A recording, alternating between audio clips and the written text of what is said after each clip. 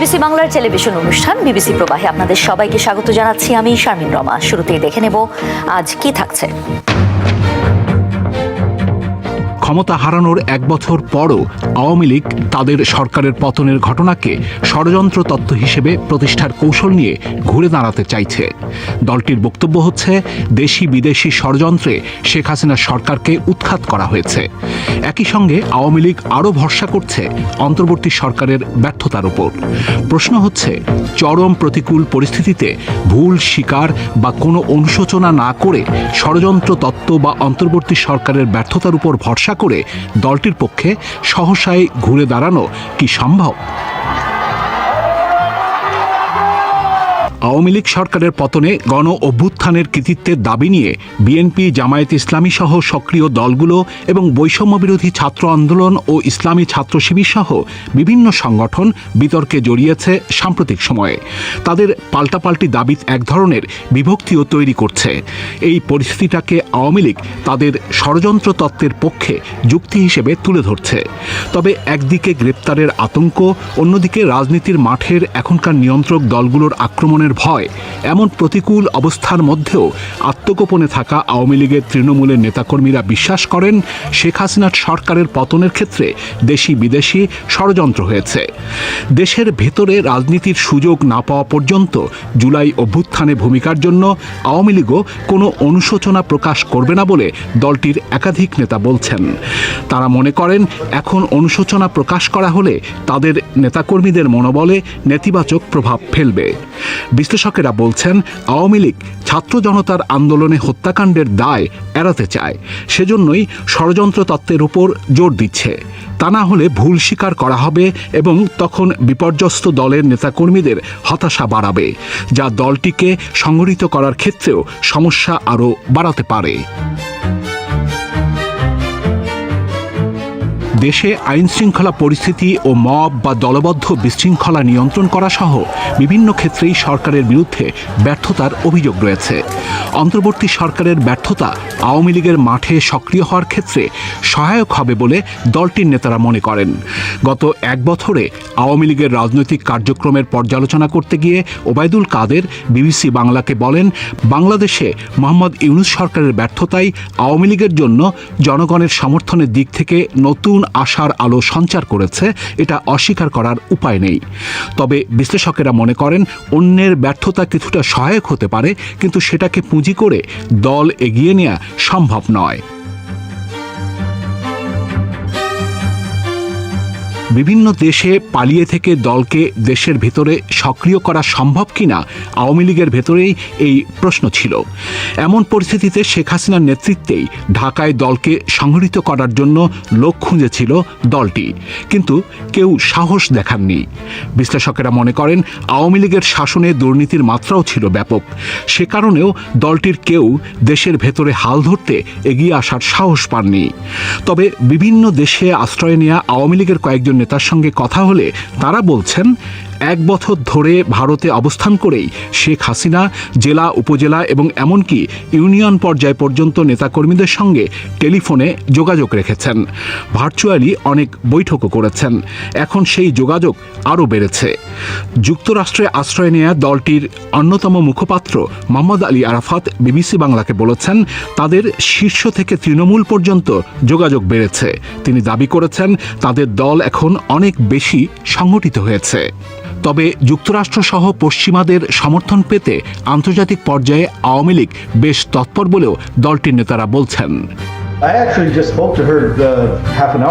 শেখ হাসিনা নিজেই দলের তৃণমূল পর্যন্ত যোগাযোগ রেখে দলকে ঐক্যবদ্ধ রেখেছেন বলে আওয়ামী লীগের নেতারা বলছেন। কয়েক সপ্তাহ আগে তিনি ভারতে আশ্রয় নেওয়া তাঁর দলের অন্তত 6 জন নেতার সঙ্গে বৈঠক করেছেন।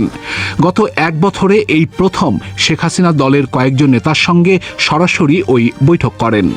অন্যদিকে তিনি তার ছেলে সজীব ওয়াজেদ জয়কে রাজনীতিতে সক্রিয় করেছেন। জয় এখন আন্তর্জাতিক পর্যায়ে এবং দলের নেতাকর্মীদের সঙ্গে যোগাযোগ করা সহ বিভিন্ন দায়িত্ব পালন করছেন। তাকে দল সংগঠিত করার ক্ষেত্রে সামনে আনা হচ্ছে, কিন্তু দলের নিয়ন্ত্রণ শেখ হাসিনার হাতেই থাকবে বলে দলটির নেতাদের ধারণা। বিশ্লেষকেরা বলছেন, শেখ পরিবারের কাছেই আওয়ামী লীগের নিয়ন্ত্রণ থাকবে, তা না হলে দলে ভাঙ্গন হতে পারে। এই বিবেচনা হয়তো দলটির ভেতরে বেশি কাজ করেছে। সাবেক সচিব ও বিশ্লেষক আবু আলম শহীদ খান মনে করেন, সরকার আওয়ামী লীগকে নির্বাচনে অংশ নিতে দেবে না, এটা স্পষ্ট। এছাড়া দলটির নেতারা মনে করেন, সরকারের বাধা ছাড়াও আওয়ামী লীগের কেউ স্বতন্ত্র প্রার্থী হতে চাইলে অন্য দলগুলো আক্রমণ বা বাধা সৃষ্টি করতে পারে। সরকার ও এখনকার সক্রিয় দলগুলো আওয়ামী লীগ ও এর মিত্র দলগুলোকে বাদ দিয়েই একতরফা নির্বাচনের প্রক্রিয়া শুরু করেছে বলে দলটির অভিযোগ। সে কারণে দলটি আন্তর্জাতিক শক্তিগুলোর দৃষ্টি আকর্ষণেরও চেষ্টা করবে। মিস্টার খান বলছেন, আওয়ামী লীগের ব্যাপারে মানুষের মনে ক্ষোভ আছে, প্রশ্ন আছে। সে বিষয়ে বিবেচনায় নিয়ে অবস্থান স্পষ্ট না করলে দলটির সহসাই রাজনীতিতে ফেরা বেশ কঠিন।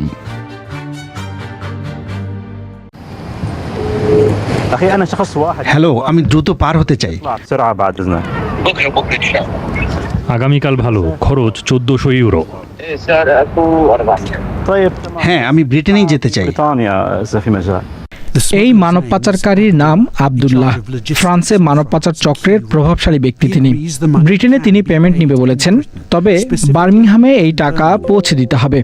দ্রুত টাকাটা দিতে বলেন তিনি। 10 মিনিটের মধ্যে আমরা আশা করি বার্মিংহাম স্টেশনের ভিতরে মানব পাচারকারীদের একজন বা তাদের নেটওয়ার্কের সদস্যদের সাথে সাক্ষাৎ করতে যাচ্ছি, যাকে আমরা টাকাটা দিব। আমরা গোপনে এই লেনদেনের ভিডিও করতে প্রস্তুত হই। আমাদের গোপন প্রতিবেদকের আত্মীয় হওয়ার ভান করে বিবিসির আরেক সহকর্মী টাকা নিয়ে অপেক্ষা করেন। বাখমান নামের এক ব্যক্তি টাকা নিতে আসেন। তিনি নিশ্চিন্ত এবং নির্ভীক। আমার কাছে টাকা আছে 900 পাউন্ড, তাই না? হ্যাঁ,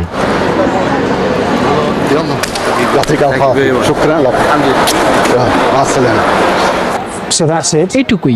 সে টাকাটা নিল এবং স্টেশন ছেড়ে চলে গেল। এখন প্রশ্ন করতে পারেন, কেন আমরা অপরাধীদের টাকাটা দিলাম? আমরা বিশ্বাস করি এটাই একমাত্র উপায় যার মাধ্যমে এই চক্রের ভিতরে আমরা প্রবেশ করতে পারবো এবং তাদের নেটওয়ার্ক ফাঁস করতে পারবো। এটা বিশাল একটা নেটওয়ার্ক। এখান থেকে আমাদের দ্রুত যেতে হবে ফ্রান্সে, আমাদের গোপন রিপোর্টারের কাছে, যিনি এখন এই চক্রের সাথে তার যাত্রা শুরু করতে প্রস্তুত। আমাদের সহকর্মী একটি গোপন ক্যামেরা দিয়ে ভিডিও ধারণ করছেন। পাচারকারী আব্দুল্লাহ রিপোর্টারকে বনের মধ্যে তার ডেরায় পৌঁছানোর পথ বাতলে দেয়। এটি একটি বিপজ্জনক জায়গা, তাই ব্যাকআপ হিসেবে একটি নিরাপত্তা দল আছে আমাদের সাথে। কারণ প্রতিদ্বন্দ্বী পাচার চক্রগুলোর মধ্যে প্রায় ছুরিকাঘাত ও বন্দুকযুদ্ধ হয়, কিন্তু যখন আমাদের পাচারকারী উপস্থিত হয় তখন তাকে নিজের এলাকায় বেশ নিশ্চিন্ত মনে হচ্ছিল। সে টাকা পরিশোধ করতে বলে, মোট 1400 ইউরো। যদি আবহাওয়া ভালো থাকে তাহলে আমরা মঙ্গলবার চলে যাব। পুলিশের রাতে আমাদের তাড়াতাড়ি সরে যেতে হবে। 2 দিন পরে দলটি যাত্রা শুরু করে। প্রথমে ট্রেনে করে বোলাইনে পৌঁছায়। পাচারকারী আব্দুল্লাহ দল থেকে দূরত্ব বজায় রাখে। এরপর বাসে ওঠার সময় পুরো দলের জন্য টিকিট কিনে। সন্ধ্যার পর আমাদের গোপন প্রতিবেদক তার নিজের নিরাপত্তার খাতিরে দল থেকে পালিয়ে যায়, আর আমরা উপকূলের দিকে যাওয়ার সময় দলটিকে প্রকাশ্যে অনুসরণ করি। তারা রাতভর লুকানোর জন্য একটি জায়গা খুঁজে পায়। তারা আমাদের দেখতে পায়, কিন্তু আমাদের ছবি তোলা দেখে খুব একটা বিচলিত নয়। এমনকি আব্দুল্লাহ কথা বলতেও রাজি হয়, দাবি করে সে ইরান থেকে আসা একজন অভিবাসী যে 2 বার যুক্তরাজ্যে যাওয়ার চেষ্টা করেছে। কিন্তু দ্রুত পুলিশ তাদের খুঁজে বের করে। তারা সবাইকে গণনা করে রাত পর্যন্ত পাহারা দেয়। পরের দিন ভোরে আব্দুল্লাহ দলটিকে জানায় তাদের নৌকাটি পুলিশ রাতে ধ্বংস করেছে। এমনটি এখন প্রায় নিয়মিত হচ্ছে। তাই তারা পার হওয়ার আরেকটি সুযোগ নিতে পালিয়ে যায়। কয়েকদিন পর আমরা ফোনে আব্দুল্লাহর মুখোমুখি হব এবং স্বাভাবিকভাবেই সে সবকিছু অস্বীকার করবে। কিন্তু তার আগে আমাদের আরও একটি কাজ করতে হবে। বার্মিংহামে ফিরে এসে আরেকজনের মুখোমুখি হতে হবে। আমরা পাচার চক্রকে বলেছি আমাদের আরও লোক আছে যারা ছোট নৌকায় করে যুক্তরাজ্যে যেতে চায়, টাকা দিতে চায়। এবার তারা টাকা নিতে নতুন একজনকে পাঠায়। এক্সকিউজ মি স্যার, আমরা বিবিসি নিউজ থেকে এসেছি। আপনি কুর্দি, তাই না? আমরা জানি আপনি একটি মানব পাচারকারী দলের সাথে যুক্ত ছিলেন, যারা কমপক্ষে 1 ডজন মৃত্যুর জন্য দায়ী। সে অদৃশ্য হয়ে যায়, যেমনটি সবসময় হয়। এই চক্রটি গায়েব হয়ে যায়। নিউ ইয়র্কের সিটির আসন্ন মেয়র নির্বাচনে দিন দিনই বাড়ছে জোহরান মামদানির জনপ্রিয়তা। শহরটির প্রথম মুসলমান মেয়র হওয়ার পথে আলোচনায় আছেন 33 বছর বয়সী এ তরুণ। ভোটারদের আস্থা অর্জনে বাস ভাড়া ফ্রি, বাড়ি ভাড়া কমানো সহ দিচ্ছেন নানা প্রতিশ্রুতি। আর এসব প্রতিশ্রুতি মুসলিমদের তো বটেই, মন জয় করেছে অনেক ইহুদির। তবে তিনি যত যাই করুক না কেন, তার উপর নাখোশ কট্টর হিন্দুত্ববাদীরা। মামদানিকে কটাক্ষ করে যাচ্ছেন নরেন্দ্র মোদীর সমর্থকরা। পরিস্থিতি এখন এমন, মামদানির মেয়র হওয়ার পথে যেন সবচেয়ে বড় বাধা মোদী ও তার কট্টর সমর্থকরা। আগামী 4 নভেম্বরের ইলেকশনে বড় ফ্যাক্টর হতে পারে দিল্লি। আসন্ন মেয়র নির্বাচনকে প্রভাবিত করতে পারে ভারতীয় ভোটাররা, এমন ধারণা বিশ্লেষকদের।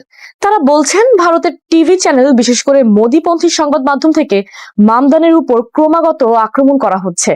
তাদের এই প্রচারণা ভারতীয় আমেরিকান গোষ্ঠীগুলির মধ্যে প্রভাব ফেলছে। তাছাড়া নিউ ইয়র্কে অবস্থিত ভারতীয়দের একটা বড় অংশ মোদী এবং তার দল বিজেপির সঙ্গে সরাসরি সম্পর্কযুক্ত। তারা এখন কিনা মামদানির বিরোধীদের মন জয় করতে মাঠে নেমেছে, অর্থ সংগ্রহেও। এ ব্যাপারে ইসলামোফোবিয়া নিয়ে কাজ করা centre for the study of organised হেটের পরিচালক রাকিব নায়েক জানান, ভারত ভিত্তিক হিন্দু জাতীয়তাবাদী এবং মার্কিন যুক্তরাষ্ট্র ভিত্তিক হিন্দু গোষ্ঠীগুলি একযোগে মামদানির বিরুদ্ধে প্রচারণা চালাচ্ছে। হিন্দু বিরোধী প্রার্থী হবেন মামদানি, এমন ধারণা প্রচার করছেন তারা। ভারতীয় হিন্দু কট্টরপন্থীদের ক্রমাগত আক্রমণ সত্ত্বেও আসার কথা। মামদানিকে নিউ ইয়র্কের মেয়র হিসেবে সমর্থন দিচ্ছে অনেক দক্ষিণ এশীয়, বিশেষ করে তরুণ, শ্রমিক, মুসলিম এবং উদারপন্থী দক্ষিণ এশীয়রা, যাদের মধ্যে কিনা হিন্দুরাও রয়েছেন। নিউ ইয়র্কে প্রথমবারের মতো ভারতীয় বংশোদ্ভূত মেয়র পেতে উজ্জীবিত তারা। মামদানির মেয়র প্রার্থী নির্বাচিত হওয়ার সময়ও তাদের এই সমর্থন দেখা গেছে। আর এই কারণে দক্ষিণ এশীয় জনবহুল এলাকাগুলোতে বিশাল ব্যবধানে জয়লাভ করেন মামদানি। মামদানির উপর নানা কারণে ক্ষোভ মোদী ও তার কট্টর সমর্থকদের, কেননা এর আগে মোদীর নিউ ইয়র্ক সফর ঠেকাতে চেষ্টা করেছিলেন তিনি। আর মে মাসে মোদীকে যুদ্ধাপরাধী বলেও অভিহিত করেছেন মামদানি। এর আগে 2020 সালে ভারতের রাজ্য বিধানসভার নির্বাচনী প্রচারণার সময় টাইমস স্কয়ারে একটি বিক্ষোভে যোগ দিয়েছিলেন মামদানি। সেখানে ভারতে মসজিদের জায়গায় হিন্দু মন্দির নির্মাণের প্রতিবাদ জানিয়েছিলেন তিনি। এছাড়া 2002 সালে ভারতের গুজরাটে সাম্প্রদায়িক দাঙ্গার পেছনেও মোদীকে দায়ী করেছেন মামদানি। মোদীর বিরুদ্ধে সহিংসতা বৃদ্ধি ও শত শত মানুষ, বিশেষ করে মুসলমানদের হত্যার অভিযোগ তার। আর এসব মোটেও ভালোভাবে দেখছে না ভারত। ফলে যে কোনো মূল্যে মামদানির মেয়র হওয়ার ঠেকাতে চাইছে মোদীপন্থীরা। মামদানি বিরোধিতা অবশ্য নতুন কিছু নয়। এর আগে জুন মাসে বিরোধীদের রসানলে পড়েন মামদানি। মেয়র প্রার্থী নির্বাচিত হওয়ার 2 দিন আগে একটি ব্যানারে মামদানিকে আক্রমণ করে লেখা হয়েছিল, বিশ্বব্যাপী ইন্তিফাদা থেকে নিউ ইয়র্ক সিটিকে রক্ষা করুন, মামদানিকে প্রত্যাখ্যান করুন। আর এমন প্রচারণা চালানো হয়েছিল শহরে ইহুদি ভোটারদের টার্গেট করতে। তখন বলা হয়েছিল মামদানি ইসরায়েলের সমালোচক। যদিও পরে জানা যায় এই প্রচারণা ইহুদি বা ইসরায়েলের পক্ষ থেকে ছিল না, ছিল ভারতীয় মার্কিন হিন্দু কট্টরপন্থীদের পক্ষ থেকে। নিউ ইয়র্ক সিটিতে প্রায় 4,47,064 দক্ষিণ এশীয় ভোটার রয়েছে। এই ভোটাররা আসন্ন নির্বাচনে বড় ফ্যাক্টর হয়ে উঠতে পারেন। তবে এটা সত্য, এই ভোটারদের সবাই একই দলের নয়। পিউ রিসার্চ সেন্টারের 2023-24 সালের তথ্য মতে নিউ ইয়র্কের মোট জনসংখ্যার 2% হিন্দু, সংখ্যায় যা প্রায় 80,000। তাদের একটা অংশ মোদীপন্থী। 24 ঘন্টা সময় দিচ্ছি, রাশিয়ার সঙ্গ ছাড়ো, না হলে শাস্তির প্রস্তুতি নাও। একদিন আগে ভারতকে এমন হুঙ্কার দিয়েছিলেন মার্কিন প্রেসিডেন্ট ডোনাল্ড ট্রাম্প। বন্ধু মোদীকে সুযোগ দিয়েছিলেন শেষবারের মতো, কিন্তু কথা শোনেননি মোদী। তার প্রশাসন উল্টো রাশিয়া থেকে তেল আমদানি অব্যাহত রাখার কথা জানায়, সেই সঙ্গে কপটতার অভিযোগ তুলে ইউরোপ ও আমেরিকার দিকে। আর এতে যেন ক্ষোভ বেড়ে যায় ট্রাম্পের। আর এই ক্ষোভের খেসারত এখন দিতে হবে ভারতীয় ব্যবসায়ীদের। নতুন ঘোষণা অনুযায়ী ভারতীয় পণ্যে আরো 25% শুল্ক বাড়িয়েছেন ট্রাম্প। সব মিলিয়ে সংখ্যাটা এখন 50%।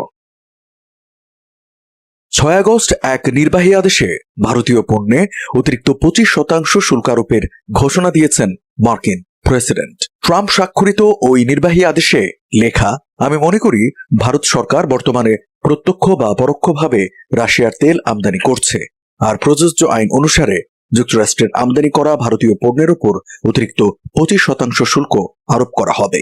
এ আদেশ অনুসারে নতুন এ শুল্ক 21 দিনের মধ্যে কার্যকর হবে, আর তার আগ পর্যন্ত শুল্ক দেবে 25%। এই হার কার্যকর হচ্ছে 8 আগস্ট থেকে। অবশ্য ভারতীয় পণ্যে শুল্ক আরোপের এমন ইঙ্গিত একদিন আগেই দিয়েছিলেন মার্কিন প্রেসিডেন্ট। বলেছিলেন, ভারত ভালো বাণিজ্যিক অংশীদার ছিল না, আমরা 25% মীমাংসা করেছি, কিন্তু আমার মনে হয় আগামী 24 ঘন্টার মধ্যে আমি তা উল্লেখযোগ্যভাবে বাড়িয়ে দেব, কারণ তারা রাশিয়ান তেল কিনছে। তারও আগে গত 30 জুলাই ভারতীয় পণ্যে যখন 25% শুল্ক আরোপ করেন ট্রাম্প, তখনও তিনি নাখোশ ছিলেন মোদী প্রশাসনের ওপর। রাশিয়া থেকে তেল এবং সামরিক সরঞ্জাম কেনা অব্যাহত রাখায় শাস্তি দেওয়ার কথাও জানিয়েছিলেন, তবে সেই শাস্তিটা কি তা তখন জানাননি ট্রাম্প। এবার অতিরিক্ত শুল্ক আরোপ করার মধ্য দিয়ে তা পরিষ্কার করলেন মার্কিন প্রেসিডেন্ট। ভারতের সঙ্গে দ্বিগুণের বেশি বাণিজ্য ঘাটতি ও মার্কিন পণ্যে ভারতীয় অতিরিক্ত শুল্ক আরোপ নিয়েও নাখোশ ছিলেন ট্রাম্প। ভারতের বিশাল বাজারে সব ধরনের মার্কিন পণ্য রপ্তানি করতে চেয়েছিলেন তিনি, তবে তা হতে দেয়নি মোদী সরকার, যে কারণেই এবার ভারতীয় পণ্যে অতিরিক্ত 50% শুল্কের বোঝা চাপিয়েছেন ট্রাম্প। আর এই হার চীন, পাকিস্তান ও বাংলাদেশের চেয়ে দ্বিগুণেরও বেশি। এই ধাক্কা কিভাবে সামাল দেয় মোদী সরকার, সেটাই এখন দেখার বিষয়। এদিকে ট্রাম্পের এমন সিদ্ধান্তে ক্ষুব্ধ মোদী প্রশাসন। ট্রাম্প প্রশাসনের নতুন করে চাপানো এই শুল্ককে অন্যায্য ও অযৌক্তিক বলে আখ্যা দিয়েছে দেশটির পররাষ্ট্র মন্ত্রণালয়। নয়াদিল্লিকে ট্রাম্প প্রশাসন লক্ষ্যবস্তু করলেও জাতীয় স্বার্থ রক্ষায় যথাযথ পদক্ষেপ নেবার কথা বলছে ভারত। এছাড়া ট্রাম্পের শুল্ক আরোপের পরপরই মোদির চীন সফরের বিষয়টি সামনে এনেছে দিল্লি। জানা গেছে, আগামী 31 আগস্ট সাংহাই কোঅপারেশন অর্গানাইজেশন SCO শীর্ষ সম্মেলনে যোগ দেবেন মোদি। আর সেটি যদি হয়, তাহলে 7 বছর পর চীন সফর করবেন মোদি, যা কিনা ট্রাম্পের শুল্ক আরোপের মুখে চীন ভারত সম্পর্কের নতুন মেরুকরণ ঘটাতে পারে। ফিলিস্তিন রাষ্ট্র না হওয়া পর্যন্ত আপোষ নয়। ইসরায়েলের বিরুদ্ধে প্রায় 2 বছরের টানা এই যুদ্ধে নিজেদের সামরিক সক্ষমতা দুর্বল হয়ে পড়লেও এর শেষ দেখতে চায় ফিলিস্তিনের স্বাধীনতাকামী সশস্ত্র সংগঠন হামাস, যে কারণে সংগঠনটিকে চরম মূল্য চুকাতে হচ্ছে। হামাসকে সন্ত্রাসী সংগঠন আখ্যা দিয়ে গাজায় একের পর এক বর্বরোচিত হামলা চালাচ্ছে ইসরায়েল। সার্বক্ষণিক তীক্ষ্ণ নজর রাখছে হামাসের সদস্যদের উপর। সন্দেহ হলেই চালানো হচ্ছে হামলা। আর এমন যখন পরিস্থিতি, তখন প্রশ্ন উঠেছে, ইসরায়েলের তীক্ষ্ণ নজর এড়িয়ে কিভাবে কর্মীদের বেতন দেয় হামাস? ইসরায়েলের সঙ্গে দীর্ঘ এ যুদ্ধে হামাসের সামরিক সক্ষমতা ও রাজনৈতিক নেতৃত্ব তীব্র চাপের মধ্যে থাকলেও এ সময় হামাস তার 30,000 বেসামরিক কর্মচারীর $7 মিলিয়ন বেতন পরিশোধ করেছে। আর এই সবই করেছে ইসরায়েলের তীক্ষ্ণ নজর এড়িয়ে। বেতন পরিশোধের ক্ষেত্রে ব্যাংকিং ব্যবস্থার বদলে গোপন নগদ ভিত্তিক অর্থ প্রদান ব্যবস্থা বেছে নিয়েছে হামাস। গত সপ্তাহেই বেতন পেয়েছেন এমন 3 জন সরকারি কর্মচারীর সঙ্গে কথা বলে এ তথ্য নিশ্চিত করেছে বিবিসি, যারা জানিয়েছে তারা প্রত্যেকে $300 করে পেয়েছেন। আর এতে ধারণা করা হচ্ছে প্রতি 10 সপ্তাহ পর এমন বেতন পাচ্ছেন সংগঠনটির কয়েক হাজার কর্মী বা সদস্য। তবে এটি পুরো বেতন নয়, যুদ্ধপূর্ব বেতনের প্রায় 20% কিছু বেশি দেওয়া হচ্ছে তাদের, যা দিয়ে ক্রমবর্ধমান মুদ্রাস্ফীতির মধ্যে কোনো রকমে দিন পার করছেন হামাস সদস্যরা, যে কারণে ক্রমেই ক্ষোভ বাড়ছে তাদের। কেননা গাজায় এখন খাদ্য ঘাটতি তীব্র। ইসরায়েলি বিধিনিষেধের কারণে সাহায্য সংস্থাগুলো গাজায় আসতে পারছে না। পরিস্থিতি এতটাই ভয়াবহ যে 1 কেজি আটার দাম গিয়ে ঠেকেছে $80, যা কিনা সর্বকালের সর্বোচ্চ। গাজায় এখন কার্যকর কোনো ব্যাংকিং ব্যবস্থা নেই। নগদ বেতন গ্রহণ করাও হয়ে উঠেছে অত্যন্ত বিপজ্জনক। হামাসের বেতন বিতরণকারীদের টার্গেট করেছে ইসরায়েল। হামাসের কর্মকর্তা কর্মচারীরা প্রায় তাদের নিজের ফোনে একটি এনক্রিপ্টেড বা গোপন কোডের বার্তা পাচ্ছেন। যে বার্তায় তাদের একজন বন্ধুর সঙ্গে চা খেতে নির্দিষ্ট সময়ে একটি নির্দিষ্ট স্থানে যেতে বলা হচ্ছে। পরে মিটিং পয়েন্টে ওই কর্মচারীর কাছে একজন পুরুষ বা মহিলা এসে একটি টাকা সম্মিলিত সিল করা খাম হাতে ধরিয়ে দিয়ে মুহূর্তে উধাও হয়ে যাচ্ছেন। বেতন সংগ্রহ করা এখন কতটা ঝুঁকিপূর্ণ হয়ে উঠেছে সেই বর্ণনা দিয়েছেন হামাসের ধর্ম বিষয়ক মন্ত্রণালয়ের একজন কর্মী। তিনি বলেন, প্রতিবার যখনই আমি আমার বেতন নিতে যাই, আমি আমার স্ত্রী এবং সন্তানদের শেষ বিদায় জানাই। আমি জানি যে আমি আর হয়তো ফিরে আসব না, কারণ বেশ কয়েকবার বেতন বিতরণ পয়েন্টে ইসরায়েল হামলা করেছে। হামাস পরিচালিত এক স্কুল শিক্ষক জানান, আমি 1000 শেকেলের ছেঁড়াফাড়া নোট পেয়েছি। কোনো ব্যবসায়ী সেগুলি গ্রহণ করতে চায় না। মাত্র 200 শেকেল ব্যবহারযোগ্য ছিল, বাকিগুলো কি করব আমি জানি না। 6 সদস্যের পরিবারে একমাত্র ভরণ পোষণকারী এই শিক্ষক তার বর্তমান পরিস্থিতির কথা তুলে ধরে ক্ষোভ প্রকাশ করেন। তিনি বলেন, 2.5 মাস ধরে ক্ষুধার্ত থাকার পর তারা আমাদের ছেঁড়া টাকায় বেতন দেয়, অথচ বাচ্চাদের খাওয়ার ব্যবস্থা করতে কিছু আটা পাওয়ার আশায় প্রায় আমাকে সাহায্য বিতরণ কেন্দ্রে যেতে হয়, তাও বেশিরভাগ সময়ই ব্যর্থ হই। ইসরায়েলের দাবি, মার্চ মাসেই হত্যা করা হয়েছে হামাসের অর্থ বিভাগের প্রধান ইসমাইল বারহুমকে। ধ্বংস করে দেওয়া হয়েছে হামাসের প্রশাসনিক ও আর্থিক অবকাঠামো। কিন্তু প্রশ্ন হলো, এসবের পরেও কিভাবে কর্মীদের বেতন দিচ্ছে হামাস? এ টাকার উৎস খুব একটা স্পষ্ট নয়। তবে হামাসের আর্থিক কার্যক্রমের সঙ্গে জড়িত একজন জ্যেষ্ঠ কর্মী জানান, 7 অক্টোবর 2023 সালে দক্ষিণ ইসরায়েলে হামাসের ভয়াবহ হামলার আগে গোষ্ঠীটি ভূগর্ভস্থ সুড়ঙ্গে প্রায় $700 মিলিয়ন নগদ এবং কয়েক লক্ষ শেকেল মজুত করেছিল, যা তত্ত্বাবধান করত হামাসের নেতা ইয়াহিয়া সিনওয়ার এবং তার ভাই মোহাম্মদ। কিন্তু তাদের দুজনকেই হত্যা করেছে ইসরায়েলি সেনারা। এছাড়াও হামাস কাতার থেকে লক্ষ লক্ষ ডলার সহায়তা পায়। আর হামাসের সামরিক শাখা কাসম ব্রিগেড পরিচালিত হচ্ছে ইরানের অর্থে। এর বাইরে মিশর ভিত্তিক মুসলিম ব্রাদারহুড তাদের বাজেটের প্রায় 10% হামাসের জন্য পাঠানোর কথা বলেছে। আর যুদ্ধের সময় রাজস্ব আদায়ে হামাস ব্যবসায়ীদের উপর কর আরোপ অব্যাহত রেখেছে। বিশেষ করে 100 গুণ বাড়িয়ে প্রচুর পরিমাণে সিগারেট বিক্রি করছে তারা। যুদ্ধের আগে 20টি সিগারেটের $5 একটি বাক্সের দাম এখন $170 বেশি। বিভিন্ন উৎস থেকে প্রাপ্ত এই অর্থই স্থানীয় জরুরি কমিটির মাধ্যমে হামাস তার সদস্যদের কাছে খাদ্য প্যাকেজ আকারে বিতরণ করছে। তবে হামাসের এই কার্যক্রম ক্ষোভ বাড়িয়ে দিয়েছে জনসাধারণের, কেননা অনেক গাজা বাসিন্দাদের অভিযোগ হামাস কেবল তার কর্মীদেরই সাহায্য করছে, বাদ দিচ্ছে বৃহত্তর জনগোষ্ঠীকে। এমনকি যুদ্ধবিরতি চলাকালীন গাজার প্রবেশ করা ত্রাণ থেকে চুরির অভিযোগও আনা হয়েছে হামাসের উপর, যদিও তা অস্বীকার করেছে হামাস। অবরুদ্ধ ফিলিস্তিনি ভূখণ্ড গাজায় গত মঙ্গলবার জর্ডানের সামরিক বাহিনীর বিমান থেকে ত্রাণ সহায়তা ফেলার কার্যক্রমে অংশ নিয়েছিলেন গার্ডিয়ানের সাংবাদিক লরেঞ্জো টন্ডো ও ফটো সাংবাদিক অ্যালেসিও মামো। বিমান থেকে তারা পর্যবেক্ষণ করে এসেছেন যুদ্ধবিধ্বস্ত গাজা, ফিরে এসে জানিয়েছেন তাদের অভিজ্ঞতা। আকাশ থেকে গাজাকে দেখে যেন প্রাচীন সভ্যতার ধ্বংসাবশেষ বলে মনে হয়, যেন শত শত বছর অজানা থাকার পর আকস্মিকভাবে তার অনুসন্ধান পাওয়া গেছে। জোড়াতালি দেওয়া কনক্রিটের কাঠামো ও ধসে পড়া দেয়াল, বিশাল বিশাল গর্তে দেবে যাওয়া মহল্লা এবং ধ্বংসস্তূপ ছড়িয়ে আছে চারপাশে। শহরের স্থাপনা, রাস্তা সবকিছুই নিশ্চিহ্ন হয়ে গেছে। তবে কোনো প্রাকৃতিক দুর্যোগ বা কালের করাল ঘ্রাসে এ অবস্থা তৈরি হয়নি। 2 বছরের কম সময়ের আগেও গাজা ছিল ব্যতিব্যস্ত জীবন্ত এক শহরাঞ্চল। এর বাজার ছিল কোলাহলময়, রাস্তা জুড়ে ছিল শিশুদের ছোটাছুটি। সেই গাজা এখন আর নেই। তবে কোনো আগ্নেয়গিরির লাভায় চাপা পড়েনি, ইতিহাস থেকেও নিশ্চিহ্ন হয়নি, বরং ইসরায়েলি সামরিক আগ্রাসন যেন এ অঞ্চলে কিয়ামত নামিয়ে এনেছে। মঙ্গলবার গার্ডিয়ানের দলকে অনুমতি দেয়া হয় জর্দান সামরিক বাহিনীর বিমানে করে ত্রাণ সহায়তা ফেলার কার্যক্রম পর্যবেক্ষণের। গত সপ্তাহে ইসরায়েল বিভিন্ন দেশের বিমান থেকে গাজায় ত্রাণ ফেলার কার্যক্রমে সহায়তার ঘোষণা করেছিল। ইসরায়েলি আগ্রাসনের জেরে খাবার ও চিকিৎসা সরঞ্জামের সংকটের ফলে গাজায় ছড়িয়ে পড়া দুর্ভিক্ষ রোধ করতে আন্তর্জাতিক সম্প্রদায়ের চাপে এই ঘোষণা দেয় তেল আবিব।